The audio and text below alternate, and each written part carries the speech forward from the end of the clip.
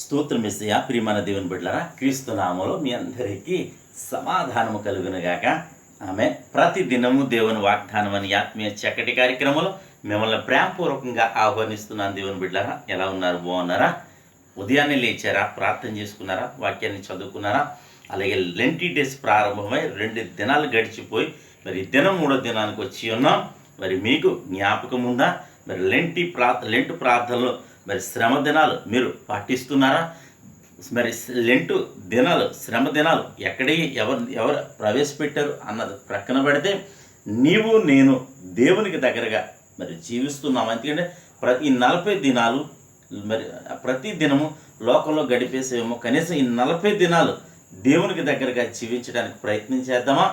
తద్వారా ఆత్మీయంగా మనం బలపడతాం, మరి శారీరకంగా బలపడతాం, మరి భౌతికంగా మరి ప్రతి విషయంలో మనం దీవించబడతాం అని మీకు తెలియచేస్తూ ప్రతి దినము దేవుని వాగ్దానం అని ఆత్మీయ చక్కటి కార్యక్రమంలో వాగ్దానాన్ని చదువుతున్నాను. హెబ్రీయులకు రాసిన పత్రిక 13వ అధ్యాయం 16వ వచనం. ఉపకారమును ధర్మమును చేయ మరచిపోకూడదు, అట్టి యాగములు దేవునికి ఇష్టము. దేవునికి స్తోత్రం. దేవునికి ఇష్టమైనవి, దేవునికి స్తోత్రం. హల్లెలూయా. ఇక్కడ చక్కటి వాగ్దానం ద్వారా ప్రభు మనతో మాట్లాడుతూ మనకిస్తున్న వాగ్దానం ఏంటో తెలుసా? ఉపకారమును ధర్మమును చేయమర్చిపో. అంటే మానవుడు తన స్వార్థంతోనే బ్రతికిస్తూ తన కుటుంబం, తన ప్రజలు, తన మరి కుటుంబమే, తన పిల్లలే, తన తల్లిదండ్రులే, తన బంధువులే అని ఉండిపోతాడని అనేక మందిని విడిచిపెడుతున్నట్లుగా ఉన్నాం, అనేక మందిని తృణీకరిస్తున్నాం. మరి గనుక ఇవన్నీ దేవునికి ఇష్టమైనవి కావు. అయితే దేవునికి ఇష్టమైనవి కొన్ని ఉన్నాయి. ఏంటంటే ఉపకారం చేయాలి, ధర్మం చేయాలి.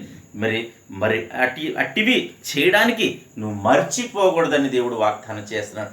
దేవుడు ప్రతిదీ కూడా ఏది నీకు మరి నేర్పించాలని కోరుకుంటున్నాడో, మరి ఏదన్నా సరే మనకి నేర్పించాలనుకున్నప్పుడు అంటే మనం ఎప్పుడైతే నేర్చుకోవడానికి ప్రయత్నం చేస్తామో దేవుడు మనల్ని దీవిస్తాడు, దేవుడు మనల్ని ఆశీర్వదిస్తాడు. నువ్వు ఎప్పుడైతే ఉపకారాలు మరి చేస్తావో మరి దేవుడు ప్రతి ఉపకారం మరి నువ్వు ఎవరికైతే ఉపకారం చేస్తావో వాళ్ళు నీకు ఉపకారం చేయరేమో, కానీ మరి దేవుడు మరి ప్రతిఫలం ఇవ్వక మరి ప్రతి ఉపకారము చేయకుండా మరి దేవుడు మానడు. కనుక ఒకవేళ నీవు పేదలకు ఉపకారం చేయొచ్చు, వారికి ఏమి ఇవ్వకపోవచ్చు.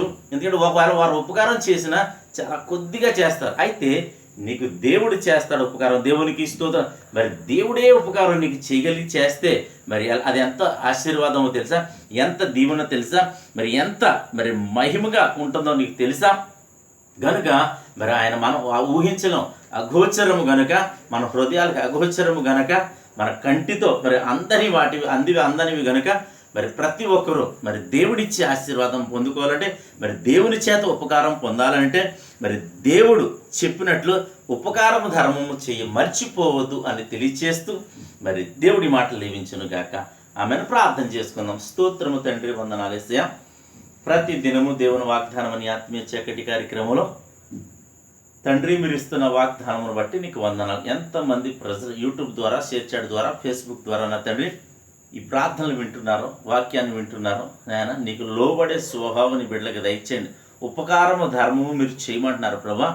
అట్టి ఉపకారాలు ధర్మాలు నీ బిడ్డలు, నీ ప్రజలు చేయనట్లు నీ కృపను అనుగ్రహించమని ప్రార్థిస్తున్నాను తండ్రి. ఎందుకంటే మీరు నేర్పిస్తున్నారంటే మీరు ప్రత్యేకంగా మమ్మల్ని దీవించాలని కోరుకుంటున్నారు. కనుక మరి ఈ ఉపకారం ధర్మం మీద చేయడానికి తగిన అవకాశం, సమయాన్ని, కృపను అనుగ్రహించమని ప్రార్థిస్తూ ఈ సమయంలో రోగులుంటే స్వస్థపరచమని ప్రార్థిస్తున్నాను తండ్రి. స్తోత్రాలు. అలా యవనస్తులు ప్రభా, యువత అనేక రకాల వ్యసనాలకు బానిసే చెడిపోతున్నారు, బిడ్డలను రక్షించమని ప్రార్థిస్తున్నాను తండ్రి. స్తోత్రాలు.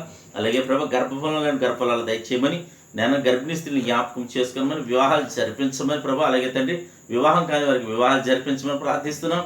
అలాగే ఉద్యోగాలు నీ బిడ్డలు చేయి ఉద్యోగాల్లో, ప్రయాణాల్లో, ప్రయత్నాల్లో, వ్యవసాయాల్లో, పాడి పంటల సమస్తములో మీరే తోడండి మనం ప్రార్థిస్తూ ఈ దినం ఎవరిది పెళ్లి రోజులు, పుట్టినరోజు జరిపించుకుంటారో వారందరినీ యేసుక్రీస్తు నామములో దీవిస్తున్నాను ప్రభా. మీరు నువ్వు దీవించమని ప్రార్థిస్తూ సంవత్సరం అంతా ఈ దయకిరీటాన్ని వారిపై ఉంచి మేలు చేయమని ప్రార్థిస్తూ, అలాగే తండ్రి ఈ దినం బిడ్డలు చేయు ప్రయాణాల, ప్రయత్నాలు, రాకపోకల సమస్తంలో మీరే తోడండి మహిమ పొందమని యేసు నామముని ప్రార్థన అడుగుచున్నాం పరమ తండ్రి. ఆమేన్. నేను నమ్ముతున్నాను ప్రియమంది బిడ్డారా, ప్రభు మీతో, నాతో, మనందరితో మాట్లాడి ఉన్నాడు కనుక మరి ఆశీర్వాదకరమైన వాక్యాన్ని మీరు మరి కొంచెం కింద మంచం కింద పెట్టొద్దు, కానీ మరి వెలుగిచ్చినట్లు అనేక మందికి షేర్ చేయండి, లైక్ చేయండి, ఛానల్ సబ్స్క్రైబ్ చేసుకోండి. దేవుడు నిన్ను కుటుంబాన్ని దీవించును గాక. ఆమెన్.